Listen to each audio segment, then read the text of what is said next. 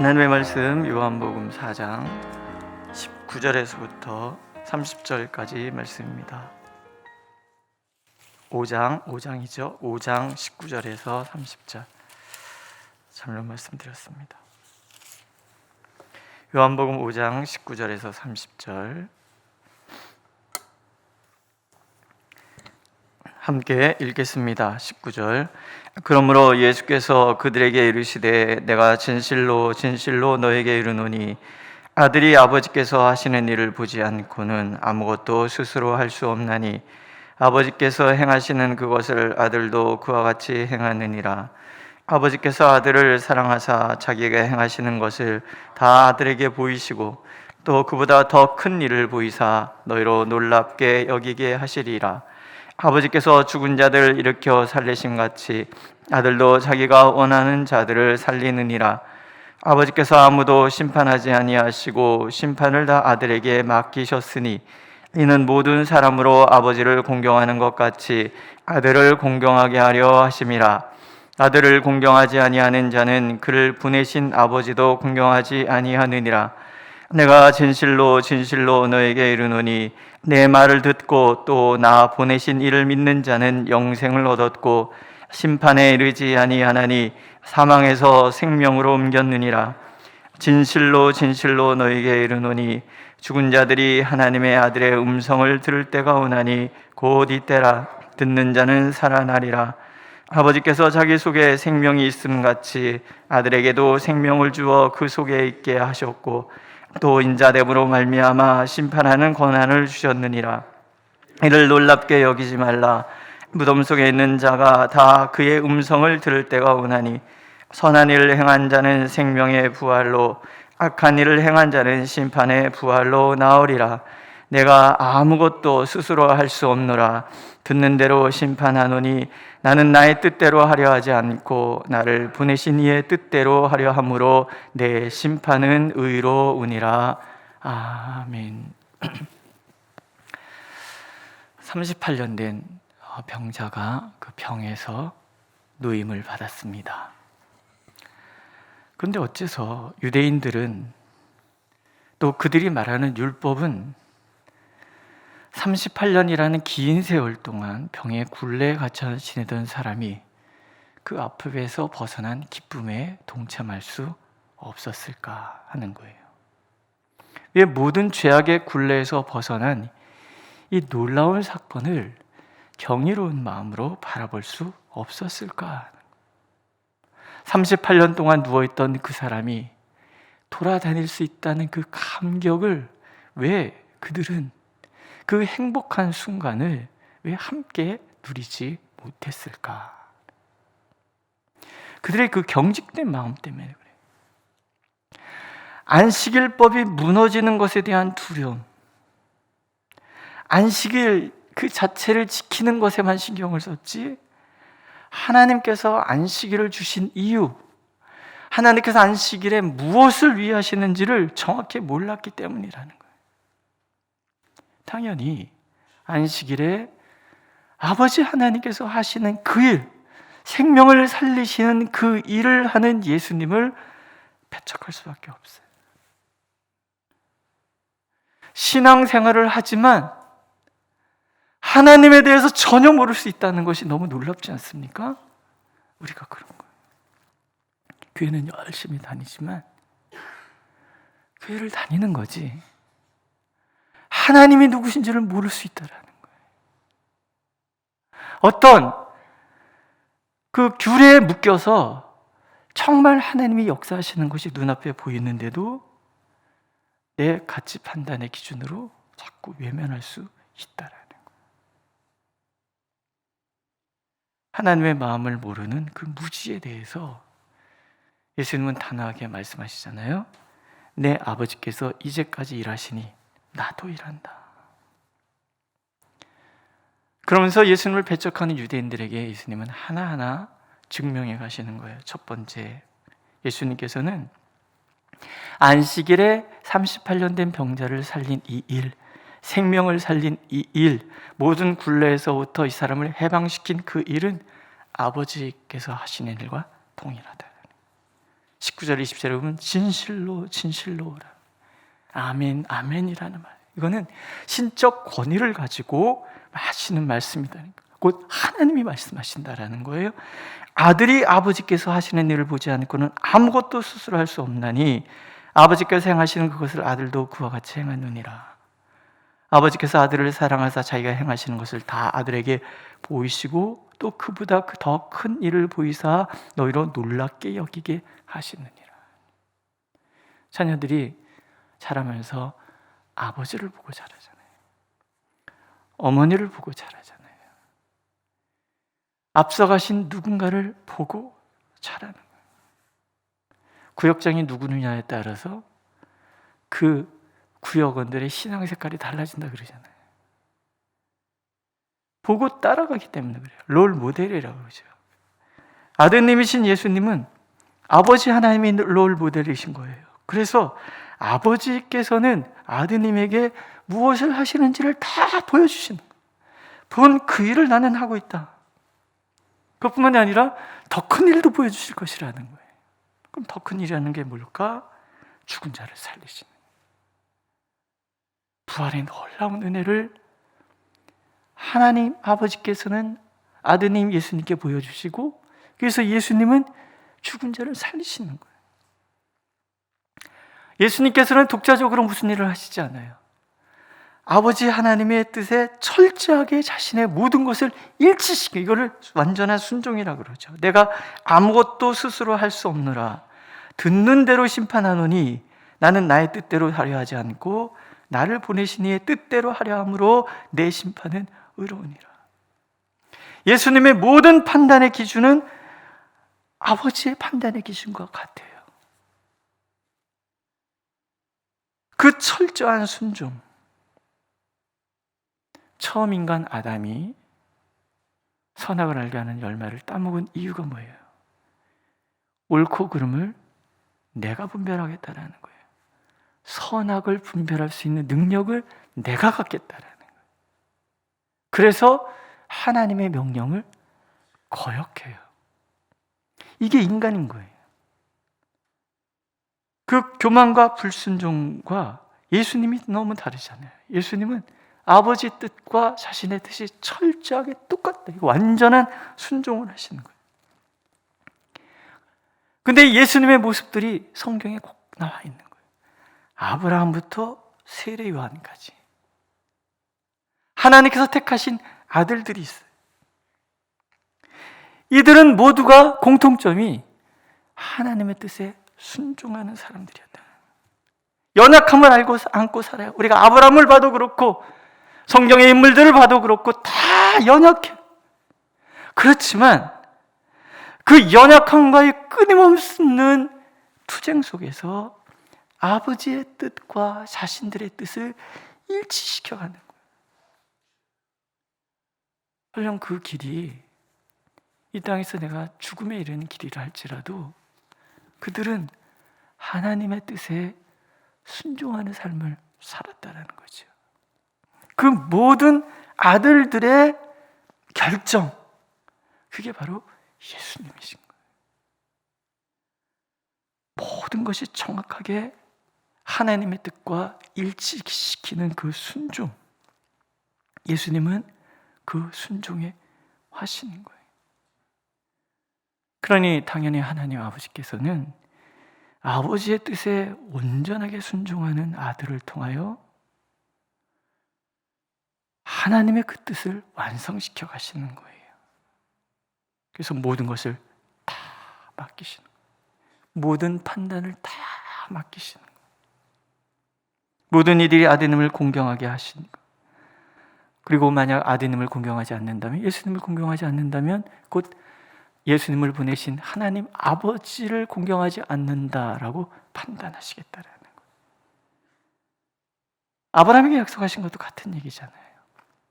너는 복이 될지라 너를 축복하는 자에게는 내가 복을 내리고 너를 저주하는 자에게는 내가 저주할 것이다.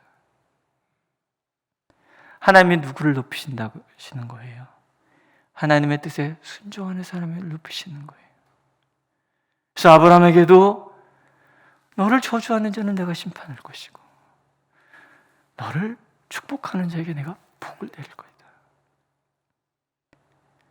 우리의 삶 자체가 하나님의 뜻 안에 있어서 하나님의 뜻을 전적으로 순종한다 그러면 하나님은 나의 철저한 보호자가 되시는 거예요.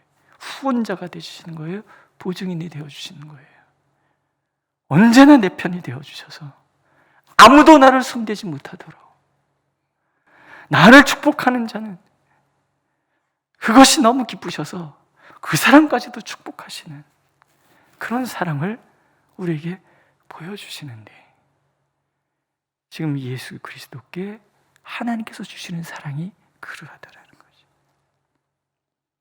오늘 우리는 예수님의 모습과 아버지 하나님께서 독생자 예수께 하시는 그 행동을 통해서 우리의 삶을 결정하는 거죠. 우리 또한 예수님처럼 하나님의 뜻에 순종하면 하나님은 그런 나를 보시고 나를 복되게 하실 거라는 거예요. 이 땅에 복이 되도록 만들어 주시는 거예요. 땅에서 묶으면 하늘에서도 묶이고 땅에서 풀면 하늘에서도 풀리는 권세가 우리에게 있다는 거죠. 믿으십니까? 네. 그냥 우연일 수도 있지만 이런 얘기, 제가 좋아하던, 청소년 때 좋아하던 여자친구가 있었어요. 나 혼자만 좋아하는 여자친구. 그러니까 짝사랑이라 그러죠. 제가 가끔 그런 기도도 했어요. 그 애랑 결혼했으면 좋겠습니다. 근데 각각 다른 길로 갔어요. 근데 여기가 결혼을 했는데 자꾸 아이가 유산되는 거예요. 어느 날 땅에서 매면 하늘에서도 매이고 땅에서 풀면 하늘에서 풀리고, 이 말씀을 딱 그런 상상을, 이런 생각을 해본 거예요. 혹시 그때 내가 그 아이랑 결혼하게 해주십시오라는 것 때문에 하나님이 지금 그거를 지금 묻고 있는 건가? 그래가지고 제가 그날요 하나님께 간절히 기도를 했습니다. 제가 철없을 때 한 기도잖아요. 하나님, 그것까지도 듣고 계시다 그렇다면 이제 풀어주시지요. 그리고 약 한 달 가까이 그렇게 기도를 했어요. 근데 한 달 뒤에 그 아이 엄마가 찾아왔어요. 그러니까 옛날 장모님이죠. 찾아오셔갖고 임신을 했어. 그리고 아들이 태어났어요. 제 친구가 저를 찾아왔어요. 네가 기도해서 태어난 아이야. 말이 된다고 생각하세요? 근데 제가 그때 그런 생각이 들었어요. 내가 누구냐 말이죠. 난 하나님의 아들인 거예요. 내가 실수로 내뱉은 말조차도 하나님이 듣고 계실지도 모른다는 말을 조심하게 되는 거죠. 함부로 내 욕심을 위해서 기도하지 않게 되는 거예요. 믿거나 말거나. 네, 믿거나 말거나. 오늘 하나님께서 우리에게 주시는 권세란 그런 거예요.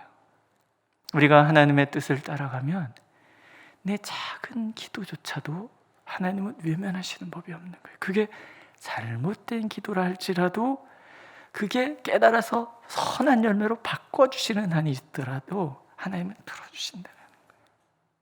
이 차부심. 하나님은 예수님께 그 모든 것을 맡기신 것처럼 예수님은 오늘도 우리가 예수님을 따라갈 때 우리의 그 모든 것을 맡겨주신다는 거예요. 우리는 축복해야 돼요. 그래서 원수까지라도 축복해야 되는 거예요. 원수도 복을 받으면 나에게 복을 주는 사람으로 바뀌는 거죠. 믿으세요? 네. 두 번째, 예수님은 안식일은 심판의 날이 아니라 생명의 날이라고 말씀을 하세요. 예수께서 하시는 일은 생명을 살리시는 일이에요. 왜냐하면 아버지께서도 생명을 살리시기 때문에. 아버지께서 죽은 자들을 일으켜 살리신 같이 아들도 자기가 원하는 자들을 살리는. 안식일의 핵심은 생명을 살리는 거예요. 38년 된 명자가 그 죽음의 질고를 주고 헤맸던 그 시간에 하나님이 침투에 들어가셔서 그 질병에서 끄집어내시는 거예요. 건져내시는 거예요. 마치 죽은 자와 방불한 이스라엘 백성의 그 죽은 종교 속에 침투에 들어가셔서 살리시는 거예요. 오늘 죄악의 그 모든 수고와 무거운 짐 때문에 허덕이는 우리의 삶의 자리에 하나님은 침투에 들어오셔서 우리를 영생으로, 그 생명의 반열로 우리를 끄집어내시는 거예요. 내 말을 듣고 또 나 보내신 이를 믿는 자는 영생을 얻었고 심판에 이르지 아니하나니 사망에서 생명으로 옮겼느니라. 사망에서 끄집어내셔서 생명으로 옮기시는 거예요. 이게 안식이라는 거예요. 이게 하나님 우리에게 주시는 평강이라는 거예요. 죄악의 권세에 지배당하는 이 세상 속에 살아갈 때 우리는 늘 죽음의 공포에 사로잡혀 있어요. 그러나 아들을 믿는 자, 하나님께서는 권능으로 임하셔서 끄집어내셔서 우리를 덥석 안아서 아들의 생명의 나라로 옮겨주시는 거예요. 예수님은 하나님의 아들이신 거예요. 예수께서는 우리를 죽음의 나라에서, 그 죽음의 무거운 굴레에서 헉헉대는 우리를 방치하지 않으시는 분이에요. 기꺼이 우리의 삶의 자리에 찾아오시는 거죠. 우리의 그 처지가 정말 불쌍한 것을 보시고 함께 펑펑 우시는 분인 거예요. 우리가 억압당한 그 상황에 대해서 분노하시는 거예요. 우리들의 그 연약함과 절망의 자리에 기꺼이 찾아오시는 거예요. 기쁨과 평강, 그 영생으로 인도해 가시는 예수 그리스도, 하나님 그것을 우리가 믿기를 원하십니다. 우리가 할 일은 한 가지죠. 예수님을 하나님께서 보내신 독생자로 믿고 그분이 우리의 안식을 위해 오늘도 일하신다는 것을 믿고 그의 음성을 따라가는 거죠. 무덤 속에 있는 자가 다 그의 음성을 들을 때가 오나니 선한 일을 행한 자는 생명의 부활로, 악한 일을 행한 자는 심판의 부활로 나으리라. 선하라는 것은 믿음을 얘기하고 악은 불신을 말하잖아요. 우리는 에녹과 엘리야가 죽음을 보지 못하고 하나님 나라로 옮겼다는 이야기를 성경에서 읽어요. 그들 빼고 죽음이 지나가지 않는 사람은 없습니다. 하지만 죽음은 끝이 아니라 영생으로 나가는 문과 같아요. 마지막 날에 심판을 받게 될 것인데, 믿는 자에게는 생명의 부활이, 예수님을 거부한 자들에게는 심판의 부활이 기다리고 있을 거라는 거죠. 그럼 우리가 할 일은 한 가지인 거예요. 예수님의 부르심에 응답하는 거죠. 내가 낫고자 하느냐? 이 죽음의 자리에서 네가 벗어나기를 원하느냐? 너의 슬픔에서 벗어나기를 원하느냐? 너의 연약함을 극복하기를 원하느냐? 그럴 때 우리가 할 수 있는 말은 한 가지예요. 주여, 낫고지를 원합니다.